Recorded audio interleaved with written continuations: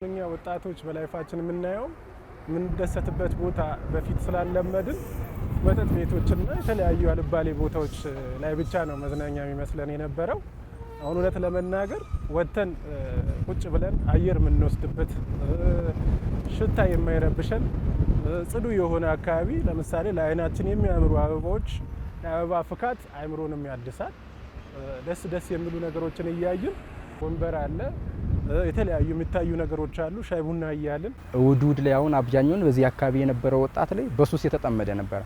ግን አሁን ወደ ሲመጣ እንደዚህ አይነት ነገር ሲያይ አንደኛ ይሄ አካባቢው ከሱስ ነገር የራቀ ስለሆነ ወጣቱ ከሱስ የመራቂ አንድ ዘዴ ይሆናል። እንደራሴ ከሱስ ለመራቅ ራሱ እዚህ እየመጣ ቢዝናና ብዙ ጥቅም ያገኛል ብዬ አስባለሁ። አሁን ከሰኞ እስከ ዓርብ በስራ የተወጠረ ሰው እሁድ መጥቶ ቢመጣ አእምሮውን ሪፍሬሽ ቢያደርግ ከሰኞ እስከ ዓርብ አሁንም ደግሞ አእምሮ አድስኖ ሌሎችን ስራ ለመስራት ይረዳል ማለት ነው።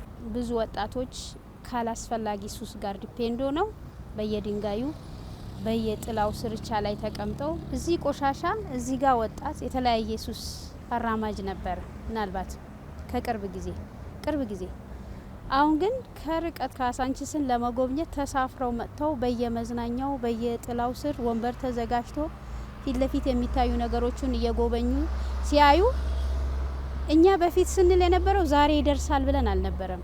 አዲስ አበባ ብትለማ ነገ ምናልባት ለልጆቻችን ነበር። ዛሬ ላይ እኛም ደርሰንበት አይተናል። እድሜያቸው እስከ 16 እስከ 17 የሚደርሱ ልጆች ቁጭ ብለው እንደዚህ መጽሐፍ ገልጠው የሚያነቡባት እንደ መናፈሻ የምትመስል የራሳቸውን ሕይወት የሚያገናዝቡባት ሰብሰብ ብለው በሚፈልጉት መጫወታ ስኬት ብቲ ሳይክል ብቲ የሚዝናኑበት የለም ነበር። ክርናዋሬን ድሮ የሚያውቃት አሁን ሲመጣ የማይገረም የማይደነቅ እንደዚህ አይነት ለውጥ አለ ወይ ብሎ ተስፋ የማይጥል ሰው የለም።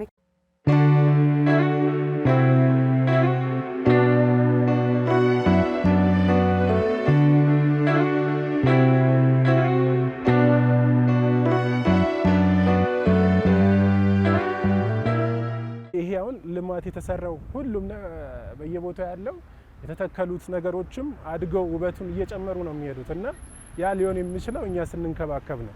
ስለዚህ ይሄን ደግሞ ስንንከባከብ ስንጠብቅም የኛ እንደሆነ በየኔነት ስሜት ማንም ሳሩን ረግጦ አበባውን ቀንጥሶ ምናምን አበላሽቶ መሄድ የለበትም።